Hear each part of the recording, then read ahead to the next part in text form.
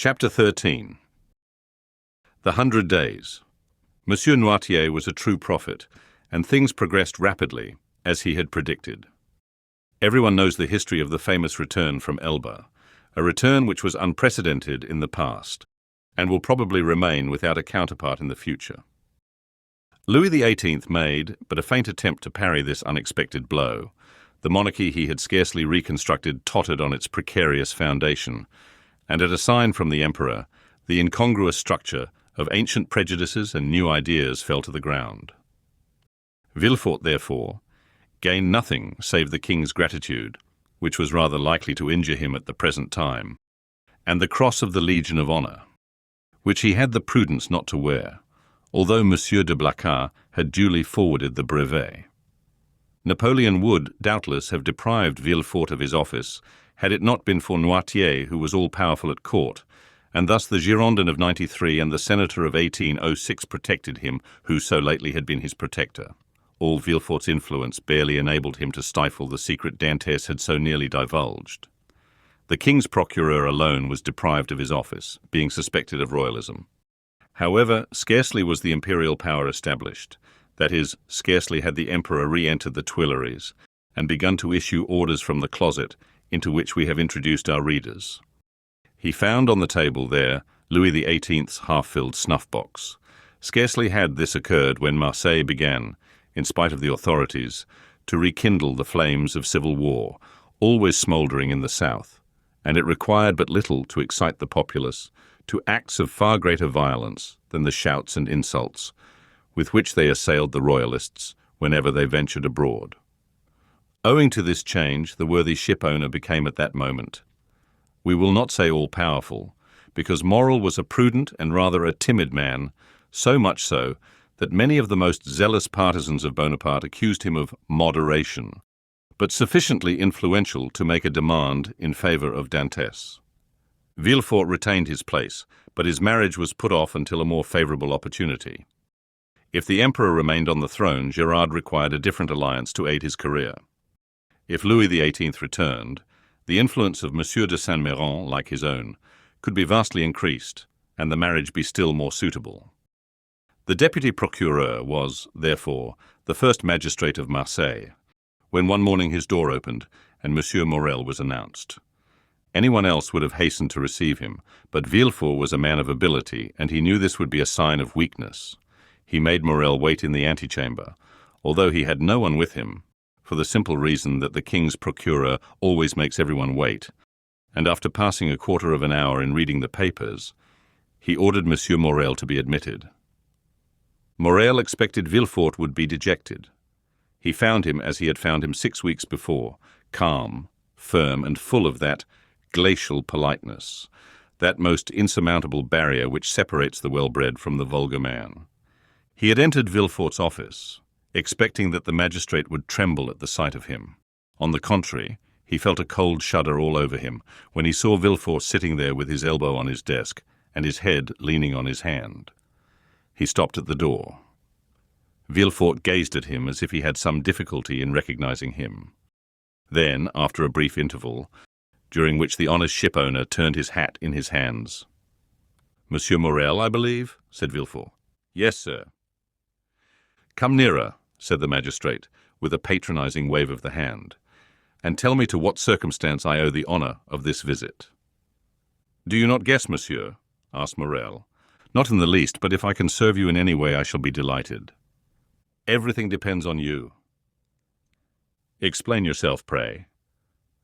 "Monsieur," said Morrel, recovering his assurance as he proceeded, "do you recollect that a few days before the landing of His Majesty the Emperor, I came to intercede for a young man, the mate of my ship, who was accused of being concerned in correspondence with the island of Elba? What was the other day? A crime is today, a title to favor. You then served Louis XVIII, and you did not show any favor. It was your duty. Today you serve Napoleon, and you ought to protect him. It is equally your duty. I come, therefore, to ask what has become of him." Villefort, by a strong effort, sought to control himself. "What is his name?" said he. "Tell me his name." "Edmond Dantès." Villefort would probably have rather stood opposite the muzzle of a pistol at 25 paces than have heard this name spoken. But he did not blanch. "Dantès," repeated he. "Edmond Dantès." "Yes, monsieur." Villefort opened a large register, then went to a table. From the table turned to his registers, and then, turning to Morrel, "Are you quite sure you are not mistaken, monsieur?" said he, in the most natural tone in the world. Had Morrel been a more quick-sighted man, or better versed in these matters, he would have been surprised at the king's procurer answering him on such a subject, instead of referring him to the governors of the prison or the prefect of the department. But Morrel, disappointed in his expectations of exciting fear, was conscious only of the other's condescension. Villefort had calculated rightly. "No," said Morrel, "I am not mistaken. I have known him for 10 years, the last 4 of which he was in my service. Do not you recollect I came about 6 weeks ago to plead for clemency, as I come today to plead for justice? You received me very coldly. Oh, the Royalists were very severe with the Bonapartists in those days." "Monsieur," returned Villefort, "I was then a Royalist because I believed the Bourbons not only the heirs to the throne, but the chosen of the nation. The miraculous return of Napoleon has conquered me. The legitimate monarch is he who is loved by his people." "That's right," cried Morrel. "I like to hear you speak thus, and I augur well for Edmond from it." "Wait a moment," said Villefort, turning over the leaves of a register. "I have it. A sailor who was about to marry a young Catalan girl. I recollect now. It was a very serious charge."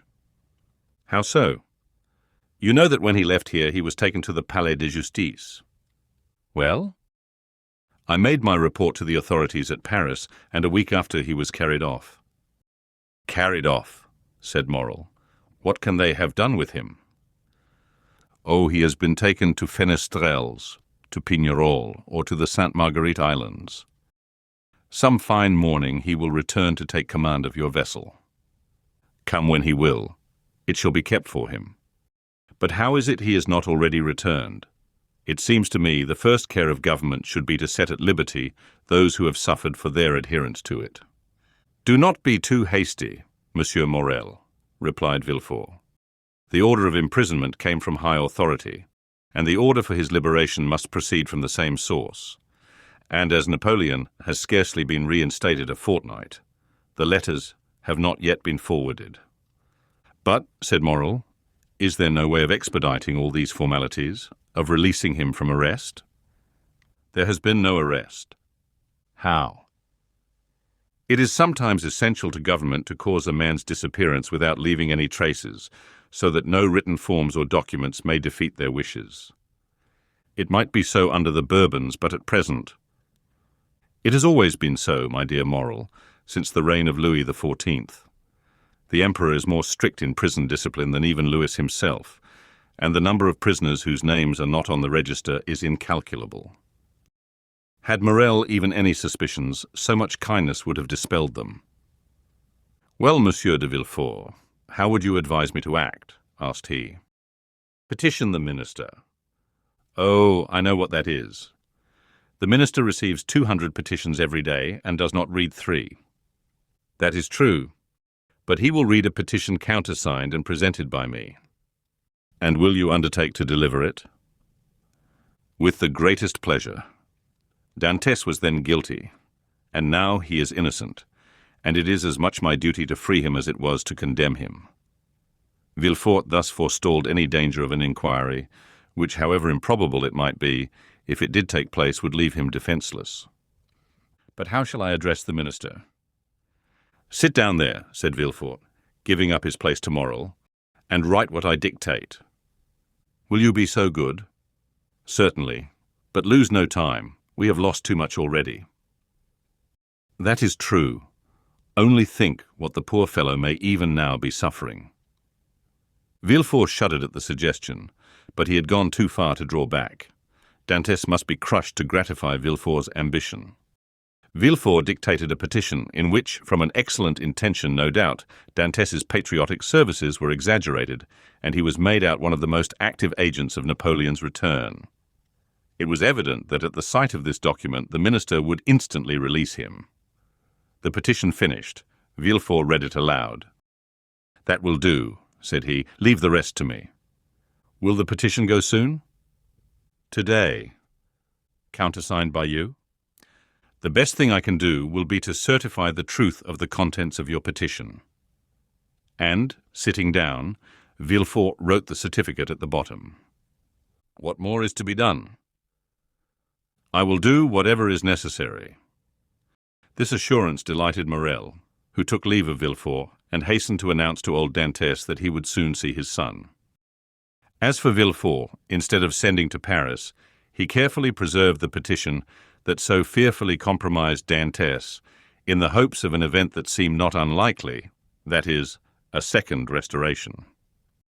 Dantès remained a prisoner, and heard not the noise of the fall of Louis XVIII's throne, or the still more tragic destruction of the empire.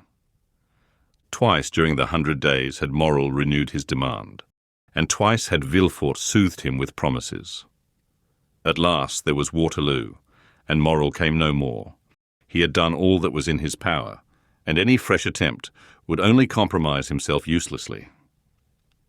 Louis XVIII remounted the throne. Villefort, to whom Marseille had become filled with remorseful memories, sought and obtained the situation of king's procureur at Toulouse, and a fortnight afterwards he married Mademoiselle de Saint-Méran, whose father now stood higher at court than ever. And so Dantès, after the 100 Days and after Waterloo, remained in his dungeon, forgotten of earth and heaven. Danglars comprehended the full extent of the wretched fate that overwhelmed Dantès, and when Napoleon returned to France, he, after the manner of mediocre minds, termed the coincidence a decree of Providence. But when Napoleon returned to Paris, Danglars' heart failed him, and he lived in constant fear of Dantès' return on a mission of vengeance. He therefore informed Monsieur Morrel of his wish to quit the sea, and obtained a recommendation from him to a Spanish merchant, into whose service he entered at the end of March, that is, 10 or 12 days after Napoleon's return. He then left for Madrid, and was no more heard of. Fernand understood nothing, except that Dantès was absent. What had become of him he cared not to inquire. Only during the respite the absence of his rival afforded him, he reflected, partly on the means of deceiving Mercédès as to the cause of his absence, partly on plans of emigration and abduction, as from time to time he sat sad and motionless on the summit of Cape Pharaoh, at the spot from whence Marseilles and the Catalans are visible, watching for the apparition of a young and handsome man, who was for him also the messenger of vengeance. Fernand's mind was made up. He would shoot Dantès and then kill himself. But Fernand was mistaken. A man of his disposition never kills himself, for he constantly hopes. During this time the empire made its last conscription, and every man in France capable of bearing arms rushed to obey the summons of the emperor. Fernand departed with the rest, bearing with him the terrible thought that while he was away, his rival would perhaps return and marry Mercédès. Had Fernand really meant to kill himself, he would have done so when he parted from Mercédès. His devotion, and the compassion he showed for her misfortunes, produced the effect they always produce on noble minds. Mercédès had always had a sincere regard for Fernand, and this was now strengthened by gratitude. "My brother," said she, as she placed his knapsack on his shoulders, "be careful of yourself, for if you are killed, I shall be alone in the world." These words carried a ray of hope into Fernand's heart. Should Dantès not return, Mercédès might one day be his.